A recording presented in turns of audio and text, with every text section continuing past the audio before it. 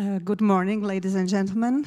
Very nice to have you here in this morning special format we have. I'm Lucie Pilipová. I'm the member of the board of the Forum 2000 from 1996, when we were opening these discussions with Václav Havel. So I am very happy to be able to moderate this gallery. The gallery is a specific format where we are all standing and sharing our personal stories, and especially the stories of the speakers we have today.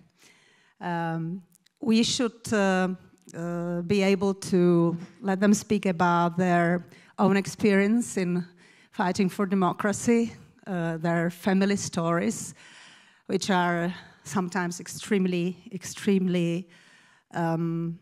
emotional and not very happy stories. On the other hand, we have got fantastic 3 women. I was so happy to lead them, and a man from Ukraine. And I will now introduce you the first one.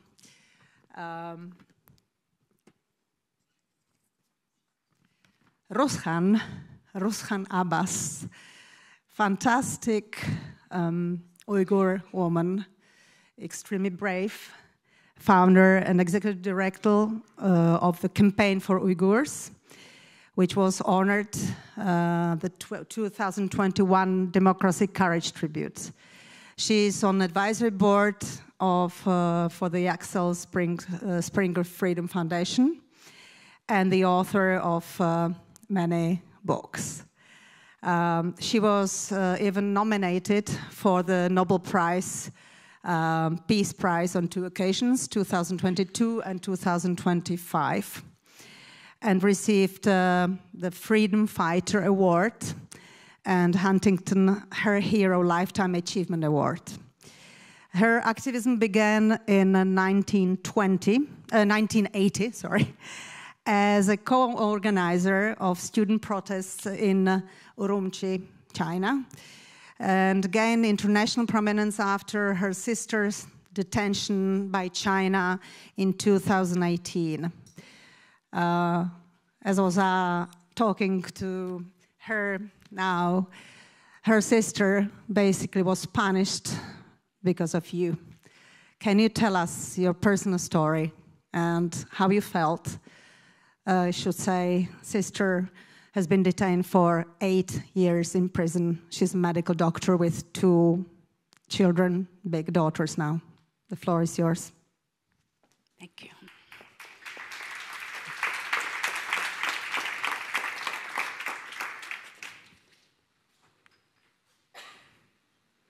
How does it? I haven't told when yeah, I think the picture is coming up. Sorry, try to figure this out. Good morning, everyone. It's great to be back here at Forum 2000, such a wonderful platform. I have been coming here speaking since 2019. First time when I came to Prague was in 2007, where I met the legendary Václav Havel in 2007 at the Democracy and the Security International Conference. And being here in this hall is a true honor. Also, I'm speaking something really horrific happening to my sister, as well as the Uyghur population in the northwest part of China. As you see, this is my sister. Since September 2018, she is in jail. She's a retired medical doctor. 2,600 days now that she is unjustly imprisoned because I spoke out the China's atrocities against my people. I have been living in the United States since 1989. And when 2017, when we had more than 1 million Uyghurs incarcerated into the concentration camps, I spoke out at the Hudson Institute, at one of the panels And I never thought that was going to change my life. I was just living ordinary life and advocating at the side for Uyghur people while I was working as the International Business Development Director for a company in Washington, D.C., and as well as being a mother, and I had my hobbies. I enjoyed travels for my work and the personal trips with my children.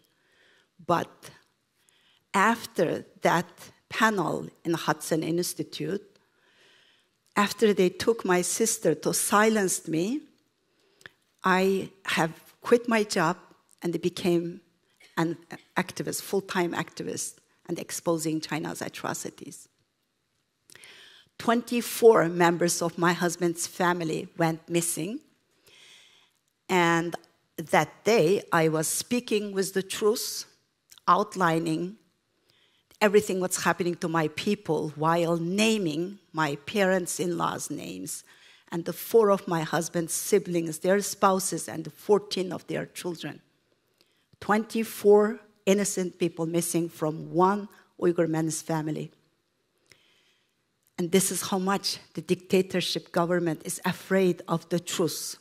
To silence me, they took my sister, who is not a political person, just a living very ordinary life. She turned 63 this year, and the mother of 2 beautiful children. Both daughters live in the United States. She has 4 granddaughters, and 3 of them she has not seen. But when they took my sister, they forgot one thing. The dictatorship, Chinese communist regime, they forgot one thing: the power of love. Power of the powerless, as the title for this panel. The love I have for my sister, the love I have for my people, the love I have for the freedom and the democracy.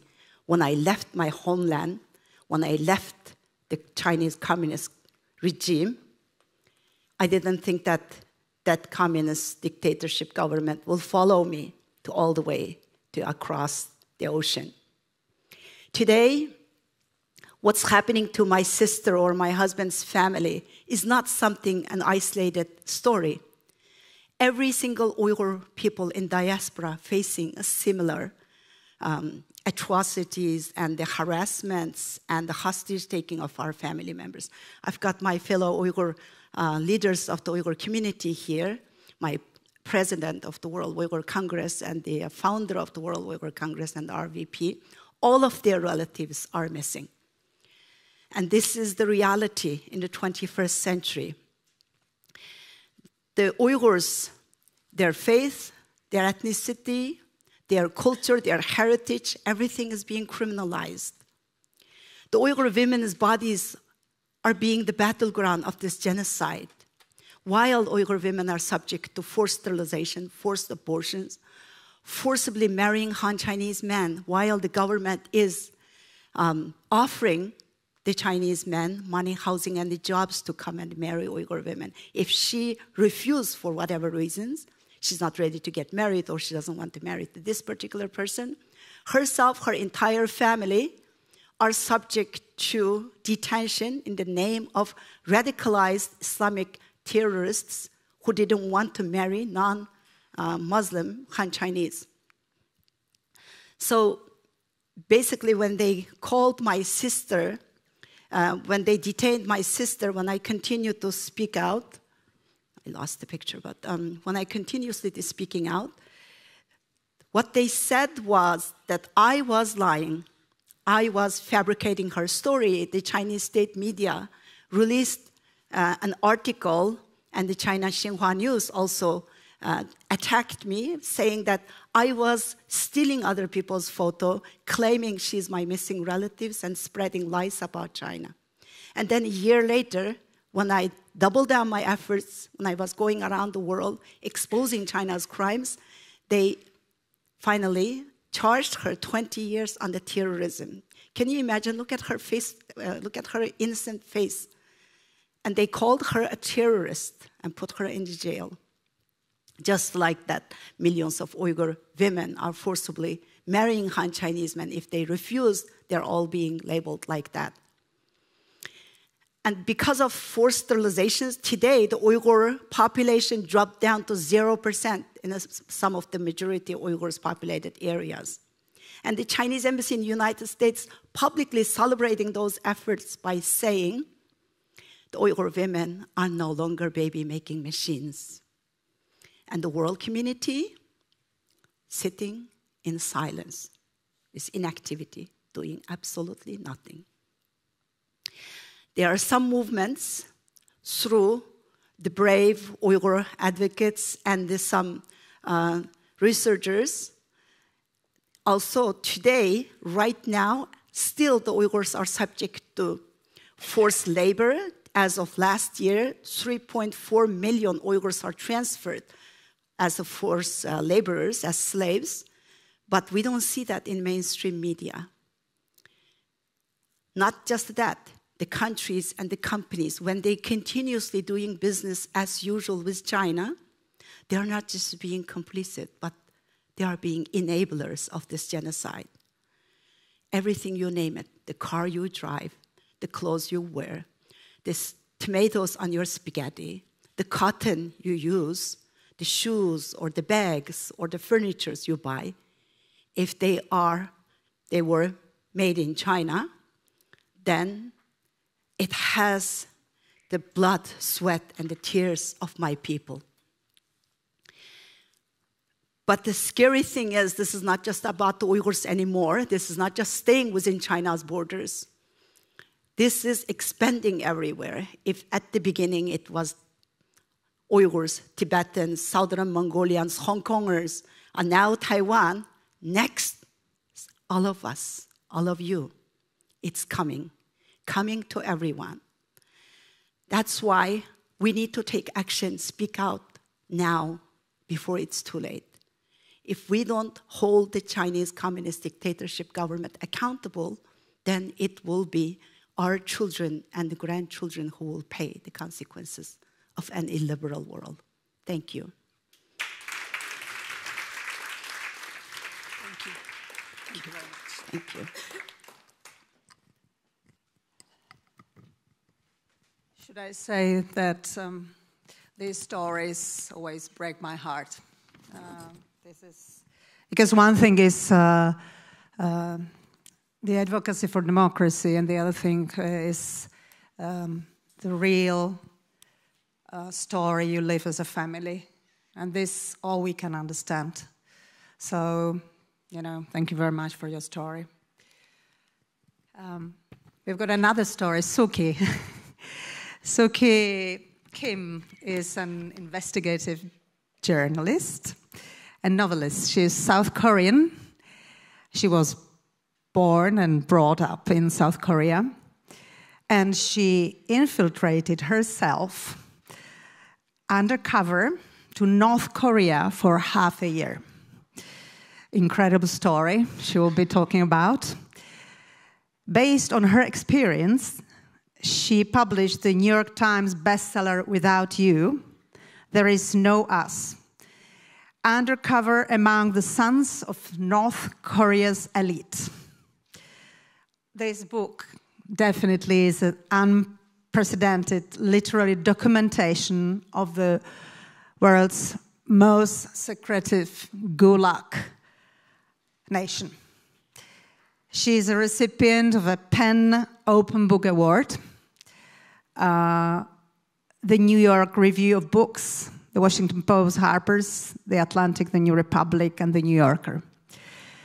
Suki, can you please tell us your story and how was it to live 6 months undercover as an evangelic student? Thank you. The floor is yours. Hi. So, can I just, how do I, okay.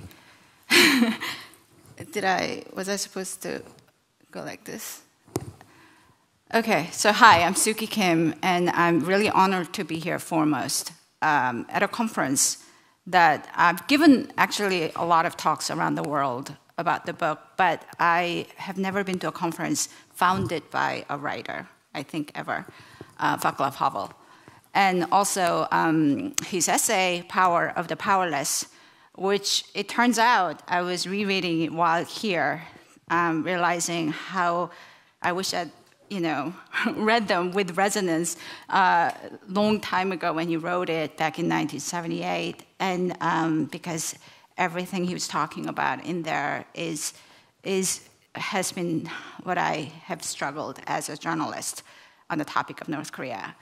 So I was born and raised in South Korea. I immigrated to America in my teens and became a writer, published writer in America. And one of the things personally, as a Korean in South, of course you're always aware of North and how that happened and what that meant, because the country is still divided. So for those of you who are not, just in like one sentence recap of the Korean history per se, is Korea is one kingdom until 1910 for thousands of years, and then suddenly it's colonized by Japan in 1910. 1945, it's liberated by the Allies, who then end up cutting it up, North and South. And North then goes to Russia and China's sort of, they're the protectorate, and then protectors, and then South goes to America. So this is how the country originally got divided, that there was no North and South. When the war happens, merely 5 years later, 1950, it's really Cold War, Russia attacking the US.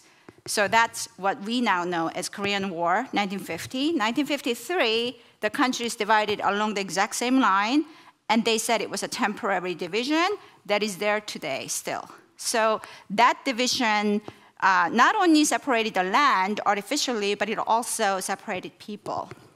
And my family was one of them. My uncle ended up in the North. He was 17 at the time.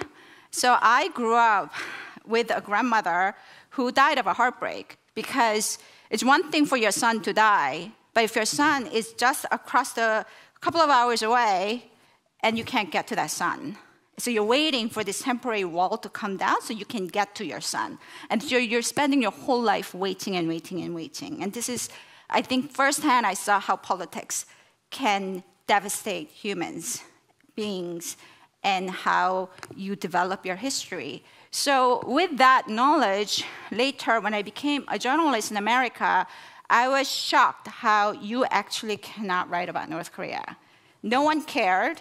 At the end of 1990s, famine happened. 1/10 of the population died, which is estimated 1 to 3 million people had died. The world was not covering the story. No one was interested. After that, this country, the real reason why it's a mystery, because nobody can get in, nobody can get out. You can go in on a package tour for 3 days, but that's not journalism.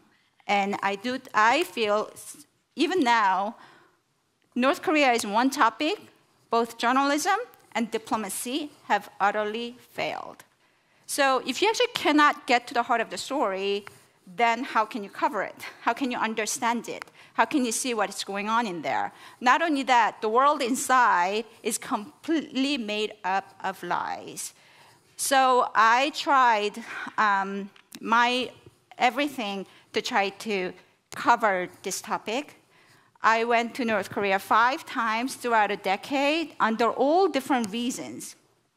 Yet I realized by the end, because all you get is the regime's facade of what North Korea is meant to be, because no citizen is allowed to get out, no citizen is allowed to get in, what is behind that system?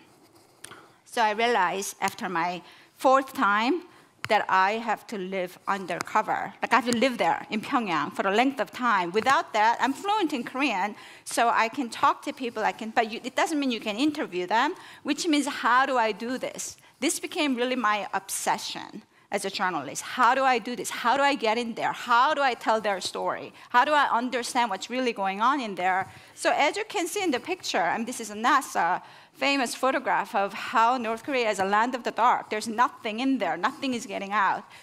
And of course, South Korea is one of the biggest world's economies at this point, if not one of the strongest in Asia. That was Pyongyang back in 2002.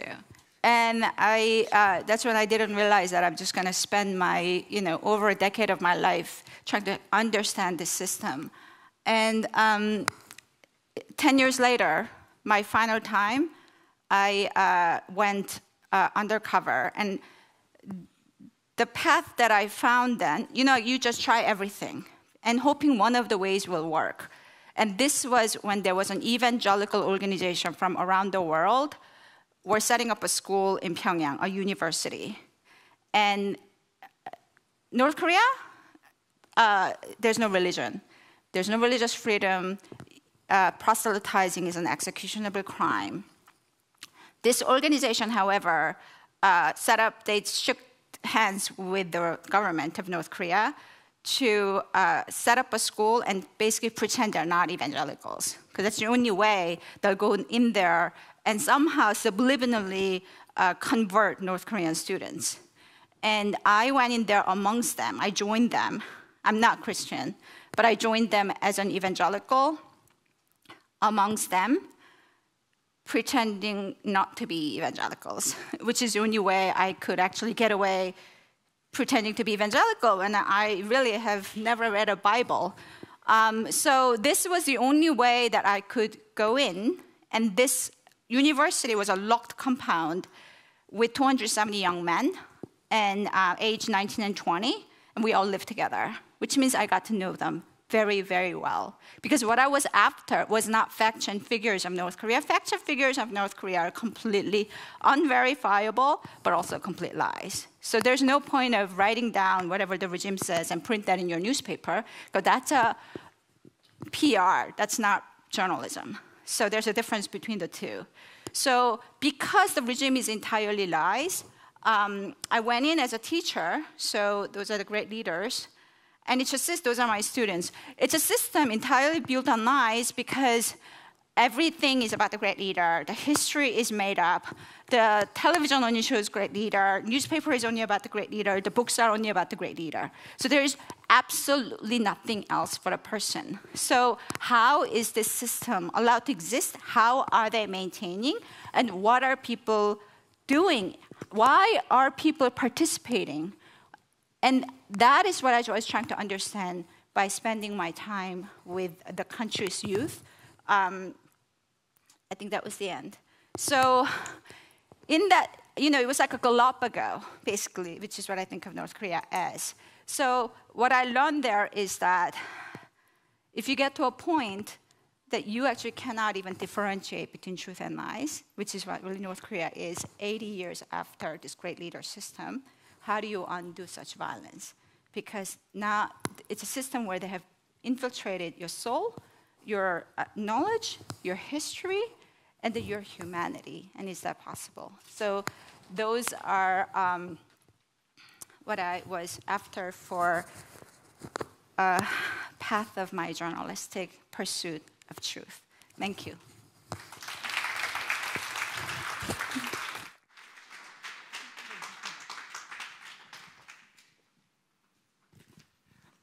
We will definitely ask you some questions because to stay in North Korea for half a year, it must have been threatening. And I really admire that you did it. Anaïse is a director of the Africa Bitcoin Institute.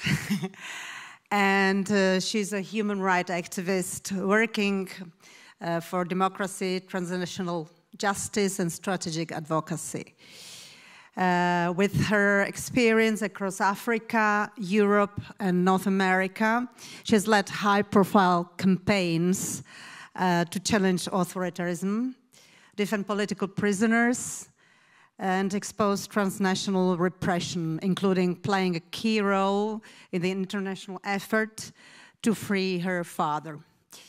Her father, Paul, Rusesabagina, was detained in Rwanda and was in prison for 2 years.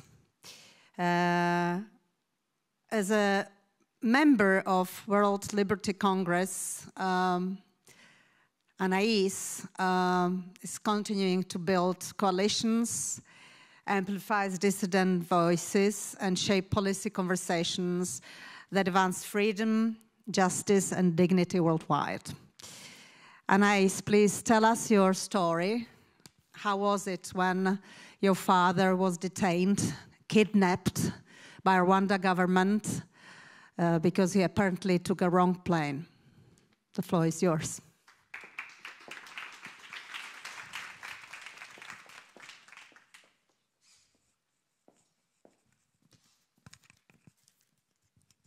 Hi, everyone.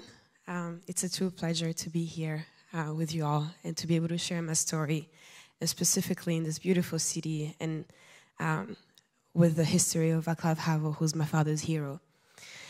So our story began a little bit before, and thank you for introducing the movie Hotel Rwanda. So when the movie Hotel Rwanda was released in 2004, it portrayed the bravery of my father during the genocide.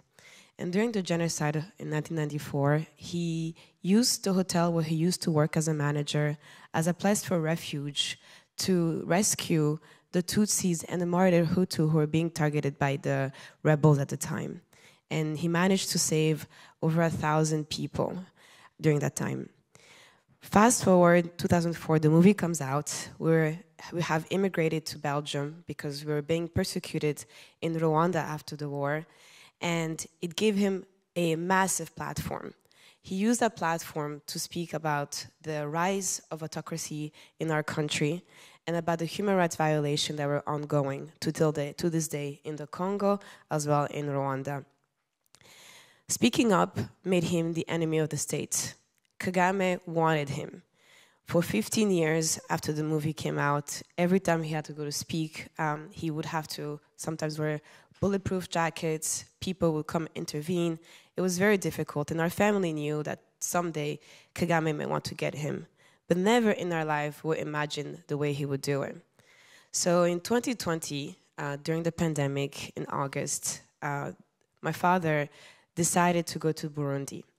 His friend, a man who thought was a friend, a bishop, who had friended him for 2 years, invited him to Burundi to speak about truth and reconciliation to church congregation. My father knew that going to Burundi is very close to Rwanda and something could happen. So he asked this man to see how he could come to Burundi in a private way. And so he flew from Texas to Dubai, and from Dubai, he thought he got into a plane that was bringing him to Burundi with this man who was a bishop. And instead of arriving in Burundi, he woke up in Kigali. And he was drugged on the plane. He did not know what happened. He woke up in Kigali, a country he had not been to over 20 years because of fear of persecution and being killed. That was August 28th, August 28th in 2020. For the next 3 days, our family didn't know where he was. We asked around, he had disappeared. And on August 31st, 2020, we woke up to the news, international media, all over saying that my father, Rusesabagina, had been arrested by the Rwandan authorities and was convicted of terrorism. And they were saying that my father was a mastermind of a terrorist group, a financier, fighter, everything you can think about that goes behind terrorism. That was one of the scariest days of my life. As a family, we never thought that would actually happen, that would actually lose our dad to Kagame. But we decided to stand up. We decided to stand up and we decided to stand up and do what we can to secure his release. Specifically for me, it was important because during the genocide, I lost my biological parents. My father and my mother, Thomas and Fidence Kanimba, were killed by the rebels because they were Tutsi. Rusesabagina and my aunt Tatiana adopted us and loved us as their own children and raised us. They saved us. So we, my sister and I, wanted to save our father too. Along with our family, we launched a campaign and did everything in our power to secure his release by asking for help to the governments. We found allies in NGOs, in the legal community, in the media. And despite that, you know, we didn't know if it was ever going to come back. But we believed, like she said, because love was much more powerful than hate. And love could also bring our father back home. We believed he was going to come back home. So we never gave up, and we, in this time as well too, even though we were advocating, the government kept on following us. They kept on trying to threaten us. And my sister, who's here in this picture, was targeted by the Pegasus spyware, which is a spyware that only governments are allowed to use, supposedly to find terrorists and terrorist activities. But we've seen through Amnesty International's work and many media outlets, through the Forbidden Project that was released in 2022, I believe, that many governments are using this spyware to track dissident activists and journalists as well too. And so the government wanted to have every single information. They wanted to be a step ahead of us. It was our family, our little family, against this government with unlimited resources. But we realized that we were not alone. We met many other families who were in a similar situation. This is a picture of my sister and I in Washington, D.C., speaking in front of the White House alongside many other people in the Bring Our Family Home campaign. These are other American nationals whose loved ones had been kidnapped or hostage in different countries around the world. In those difficult times, as a family, we realized that actually humanity was there. There are more good people in the world than the bad guys that take people hostage, that want to silence dissidents. We had the force and the power behind us because we had the truth for human rights, the truth for democracy, and the truth that we knew that our father was innocent. And in those days, we met many wonderful people. We joined the World Liberty Congress, which is a movement of activists from around the world under autocracy, who also, many of them, loved ones, have been in prison as political prisoners. We realized that a lot of these dictators use the same playbook to silence dissidents. But finally, we were not alone. We were along other families who were also fighting for the freedom of their loved ones. And that gave us a lot of hope. In 2023, we managed to secure his release, and I have to be very thankful to Roger Carstens, who was here yesterday, who was the ambassador for hostage affairs at the State Department, who led the U.S. government's negotiation to secure my father's release. And this is the day that he was freed, and he left Rwanda in the plane with the American ambassador and the Qatari ambassador to Qatar. And he was just so happy because he was finally free. And we couldn't wait to see him. We couldn't wait to hug him. Our whole family flew. We're in Belgium, all over the United States, and we all flew to San Antonio, Texas, because that's where former detainees go to have health and medical checkups. And so we went home. And you happened to live home at the same time, too. And this is us when we finally managed to secure his release, and that is one of the happiest days of my life. After 939 days, my father was freed, and he came home to us. And our story, what I learned is that many people saw the injustice that my father was going through, and many people just decided to stand up and to help us without knowing me, any of these people on the photo. But they wanted to stand up, and today, since my father has been back, I also do the same.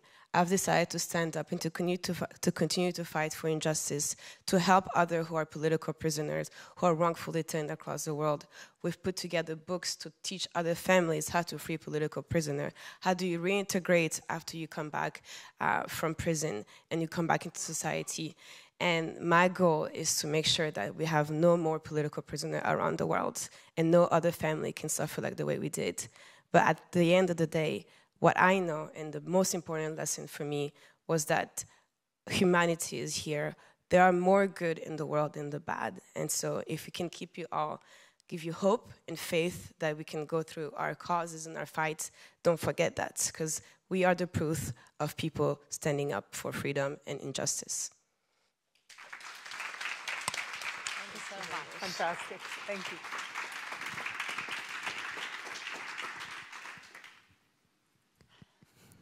We should say this is the fantastic story of how the bad converted into good.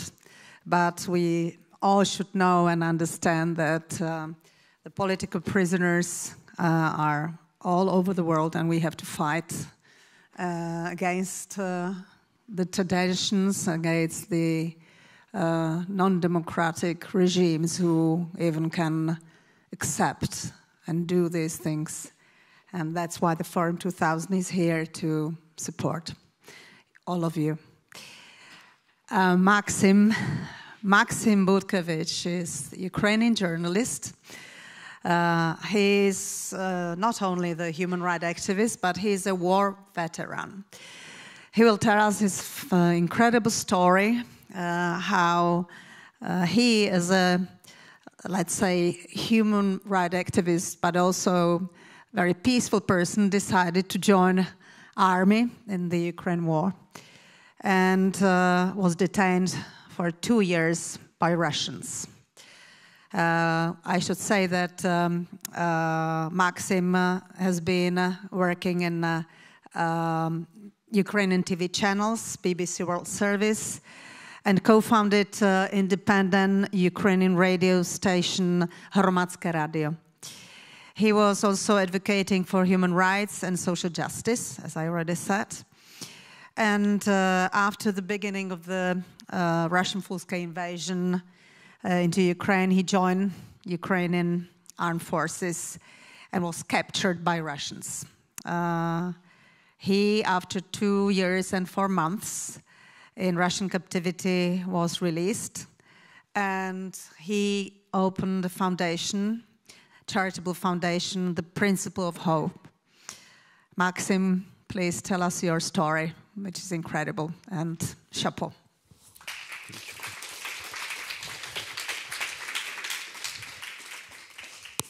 Thank you very much. It's great to be here, and it's an honor. I used to be a journalist for more than 10 years of my life as my primary preoccupation. But at the same time, I was always, since my childhood, preoccupied with civil rights and social activism. As a kid, 13 years old, I took part in the movement for independence of Ukraine. These were times when even kids joined that movement. But for more than 15 years of my life, my main preoccupation was human rights and attempts to help those people whose rights were violated or who were in the zone of risk that their rights can be violated. My primary concerns were related to people who had to flee their home countries, fleeing from persecution, and tried to seek asylum in Ukraine. So I tried to assist refugees and asylum seekers. Together with my colleagues, we were also, of course, dealing with refugees, preoccupied with painful issues of xenophobia, racism, and discrimination in Ukrainian society, trying to fight them to an extent possible.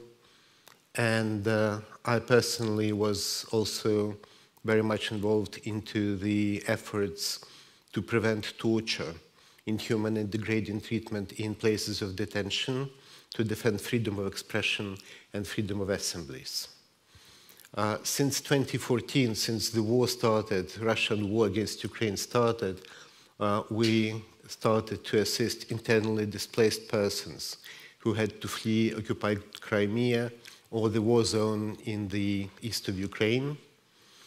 And I continued my human rights work and advocacy and educational work when Russian full-scale invasion was launched in February of 2022. By that time, I was known to my friends and my colleagues as a peaceful person. I was never in the military. I never had an experience of military service, living alone combat experience. And I never wanted to be a military. I was rather anti-militarist in my worldview, but when Russians attacked Ukraine in full force, I went and joined the armed forces of Ukraine. There were several reasons for that. One of them was, of course, that I'm Ukrainian. It is part of my identity. And I, as I mentioned before, took part in movement for independence of Ukraine. I could not see my country being subjugated by Russia. Also, I followed quite closely the developments in Russia itself, and I had no illusions regarding what Russian occupation would look like. But also, what was really important to me, I was called by other people human rights defender by that time. And to me, it is a big title. It is something very important which one has to prove on an everyday basis. If you are called human rights defender, you should defend human rights of other people. I followed closely human rights situation in Russia. Among my persons of concern, there were asylum seekers from Russia. I was in touch with Russian human rights movement, and I witnessed how quickly human rights situation in Russia deteriorated. So I knew that if I'm called human rights defender, I should defend human rights in Ukraine, because if Russia prevailed, there would be no human rights in Ukraine left. There would be no human rights activism. There would be no human rights achievements. And we have achieved quite a lot as human rights movement in Ukraine through years of struggle and advocacy and education and protest. We've achieved quite a lot. And that all would be just erased to the ground if Russia took over. And I had to use the only option available for me at that moment to defend human rights in Ukraine, which was by taking up arms. I joined the armed forces of Ukraine at the beginning of March of 2022. I took part in liberation of Kiev region from the occupiers. I was appointed a platoon commander. I was an officer. And in June, on 21st of June of 2022, me and 8 of my guys, we were captured by Russian forces in the east of Ukraine, in Luhansk region. And next 2 years and 4 months I've spent in Russian captivity. These were not the best years of my life, physically, I should say. You know, as they say, one day is one too many. Well, these were many more days. I will not go into description of conditions we were held in. You can read them in reports or hear about them in interviews. In general, I would just say that on the second day of our captivity, when we were still on our way to Luhansk, we were visited by a group of Russian military propagandists who said, "You think you are prisoners of war. You are not. Because there is no war. There is special military operation, and you just disappeared in the battle zone. And if you misbehave, if you don't follow the orders, you might never appear again. Only when you reach your final destination and you are registered, this is when Geneva Conventions will start to apply to you." They were lying. Geneva Conventions never started to apply to us. The food was scarce, of rotten and of very bad quality. We had our shoes been taken off from us, because apparently Ukrainian military shoes are better than Russian ones, and they like to steal them and use them for their own purposes. We were held in the prison in the occupied city of Luhansk, being provided no hygienic items, no items at all. We didn't have pen or paper, we didn't have anything to read, we didn't have toilet paper, leaving aside anything else. We didn't have anything to cut our fingernails with, so we had to scratch them against the wall. There was a special corner in the cell where we did it. We called it manicurny salon. You know, sense of humor really helps a lot. It really helps a lot. But there is another thing which helps a lot, is knowledge that you are not forgotten. We were beaten. We were subjected to extensive physical exercises. We were threatened all of the time. The overall atmosphere was atmosphere of violence and fear. We've lost a lot of weight in this hunger. That was only time in my life when I was happy that I had some excessive weight before that, because I kind of came to almost normal. Since then, I've put on weight back. So, you know, it took almost a year to put on 17 kilos. But there was another thing, is to remember that you are not forgotten. We were told all of the time that you are disposable material. You were used and thrown away. No one remembers about you. No one cares about you. And I was always sure, I've put all my trust in my loved ones, in those who are my relatives, my friends, my family, my colleagues. I knew they remember about me. They talk about me, think about me, and they fight for me. And I tried to transcend this feeling to my co-inmates, other Ukrainian prisoners of war, that we are not forgotten. And to know that we are not forgotten was the main thing to remember all of the time. If you know that, almost everything else is bearable. Almost. A few years before Russian full-scale invasion, I caught myself thinking that I'm swallowed all of the time by stream of events, activities, trying to help people, trying to do right what was done wrong by someone else. And I don't have time to really think about my fundamentals, because to some people I was rather a journalist and media trainer. To some I was human rights activist. To some, quite a narrow circle because it wasn't public, I was a believer, I was a Christian.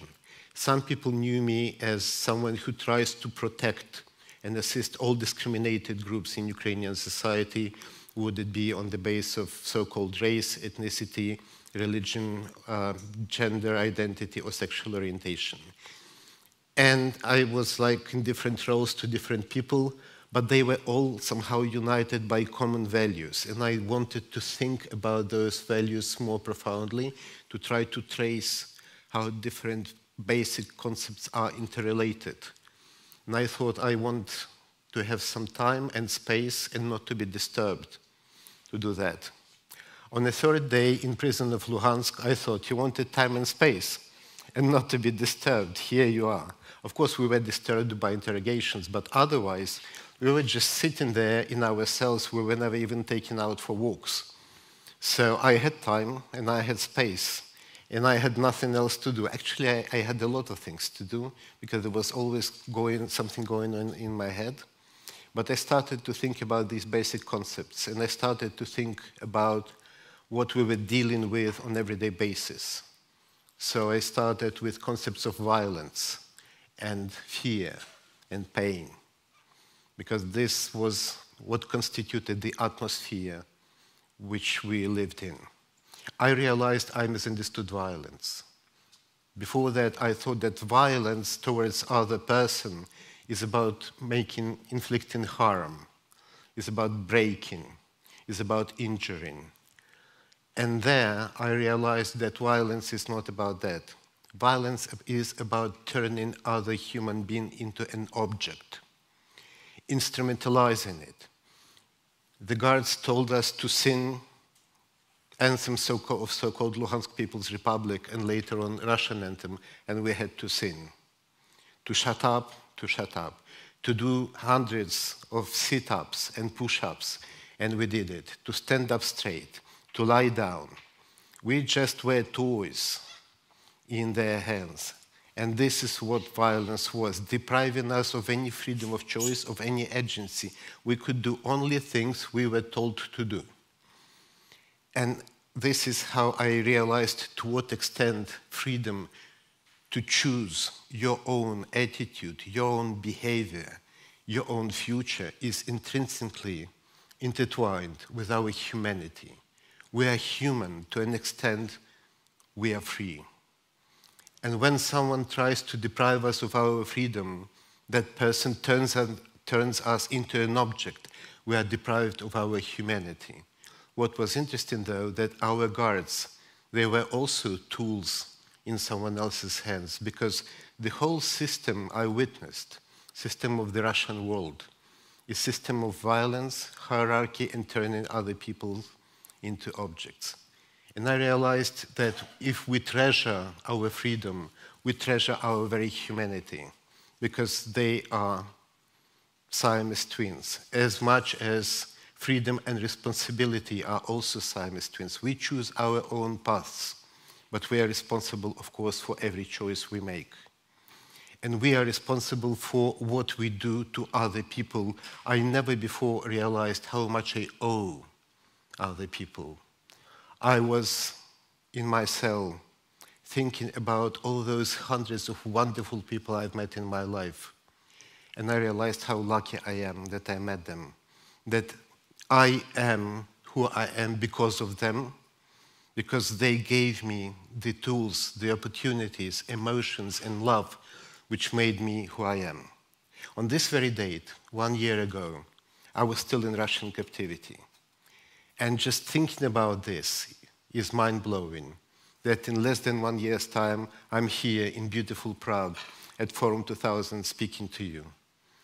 And I should tell you that my main thing is now to let other people know how much I treasure the fact that I'm free, thanks to them, thanks to hundreds or maybe thousands of other people, and also to pass a message through to all those who are still in Russian captivity, both military and civilians, that they are not forgotten. This is what's written on my T-shirt in Ukrainian. So these are some of the main lessons I took out from my time in Russian captivity, which was not in vain. I never regretted any single second of all choices that I made in this war. Thank you very much. Thank you so much. It's fantastic. Fantastic.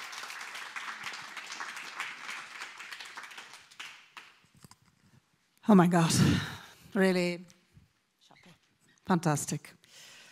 So brave. Luckily now you can go to Manikurny salon here in Prague, huh? Okay, last speaker will be with us only online. Well, actually not online because he was forbidden to be online since 2020. Ali Karimli is the leader of Azerbaijan Popular Front Party, the party which has the largest number of imprisoned members among all political parties in Azerbaijan. Person buried by the authorities and forbidden to travel since 2005. He doesn't have a passport anymore. He has been also banned from accessing the internet since 2020. Lawyer, graduated in Baku State University. Following Azerbaijan's first democratic presidential elections in 1992, Ali served as state secretary. Within the APFP, he eventually became its chair. Ali, we are sorry not to be able to be with you, but here we are. His greeting. Distinguished ladies and gentlemen, participants of the forum, I greet you from Azerbaijan. I am the chairman of the Azerbaijan Popular Front Party, the largest opposition party in Azerbaijan. Because I am in opposition to the Azerbaijani government, this is already the 20th year that the Azerbaijani authorities have banned me from traveling abroad. Therefore, I am unable to participate in the forum in person and am addressing you through a video message. Unfortunately, Azerbaijan is currently one of the 2 countries in Europe where human rights and freedoms are most violated and where there are the most political prisoners.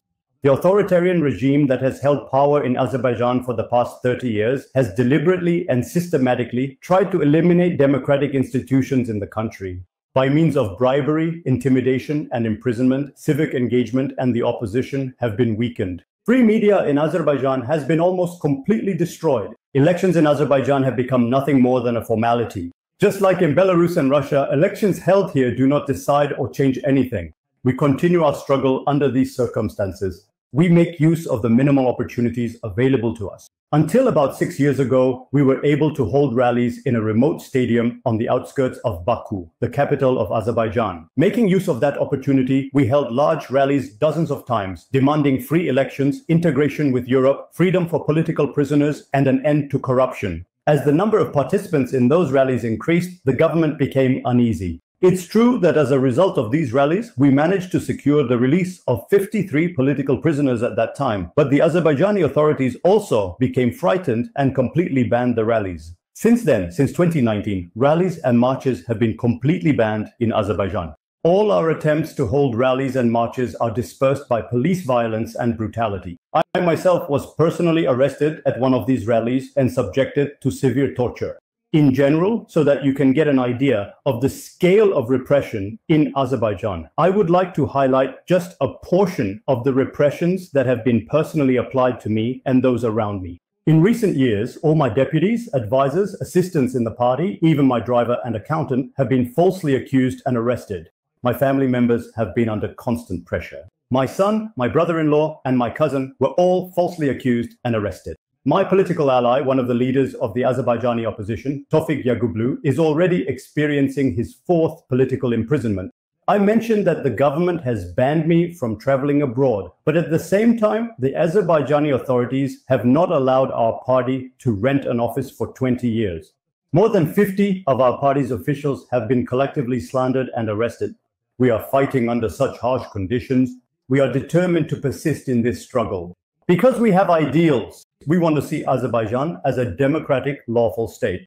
We want to establish the rule of law, justice, and freedom in Azerbaijan. That is why we are persistent in our struggle. But at the same time, we also have expectations from the European public and European political leaders. We expect that the European public and political leaders will increase their efforts to secure the release of Azerbaijani political prisoners who share the same values with them, who are fighting for the same principles, and who have been imprisoned on false charges because of this. We expect that the European public and European leaders will provide more serious support for the struggle of peoples in Azerbaijan, the South Caucasus, and the entire post-Soviet space for freedom and democracy under equal conditions. We expect that European leaders will recognize and appreciate that Russia's imperial policy poses a very serious threat, first and foremost, to us, to the South Caucasus, and to the post-Soviet space. Therefore, the democratization of the post-Soviet space and the South Caucasus, their integration into Europe, and the support for the independence of these states should be a priority in the activities of European political leaders.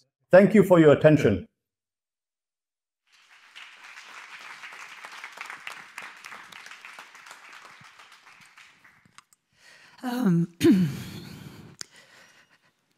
Really incredible to learn how many countries in the world really are able to bend voices of people for democracy. We should be coming to the end, but I would like you to have an opportunity to ask anybody of our fantastic speakers today any question, because they said we can do it. So please feel free. Any questions to them, please? To the fantastic stories. I have one to Rushan. Rushan, you're the only one here whose family members now are in prison. Your sister's in prison. Have you ever thought of stopping being an advocate for democracy so that your sister can be released? Very personal question. Just sit here and answer, or do you want me to come here? Okay. It is a very important question. Yes, the sacrifice is huge, and my sister is everything in my life, especially after my parents passed away. She's like a mother figure to me. She's 5 years older than me. Well, silence is the oxygen for the dictators. And if we give up our freedom of speech because of our family members or because of our self-interest, like just to make sure that my family is safe if I don't speak out, no. We have to exercise that freedom of speech and the freedom of expression that we have to expose the dictators, because they all work together and that they follow the same playbook. And we also need to share our stories, like all these wonderful panelists here, they talked about their personal stories from so many different dictatorship governments. So we need to speak together so our voice will be louder, and we need to work together. That's all we have, each other. And the platforms like this, they expose those dictatorship governments. So no, I don't regret. And that's why actually when the Chinese government took her to silence me, I doubled down my efforts and I showed them that it's not going to work. Thank you. Thank you very much, and a big support to your sister. There is a question. Can you introduce yourself? Thank you. Oksana Romaniuk, Institute of Mass Information, Ukraine. I have a question to Maksym Butkevych. Right now, we have 26 Ukrainian journalists who are kept unlawfully by Russia in captivity. They were all captured while doing their professional activities. They were not combatants. Among them, there are a lot of women. What maybe 3 main recommendations can you give to this audience? What can be done to set them free? Well, at first, just this, because the problem is very complex. Thank you. What maybe helped you, what you regard as the most efficient way of helping these people? Thank you. Maksym? Well, that's a great question. It's a very complicated one because unfortunately there is no silver bullet. If there was any, I would be happy to point at it. Those of Ukrainian journalists, and as you, Oksana, rightly mentioned, they are not prisoners of war, they are civilians who should not be detained in the first place. They are detained because Russian occupiers don't want any other sources of information about what's going on in the occupation to exist.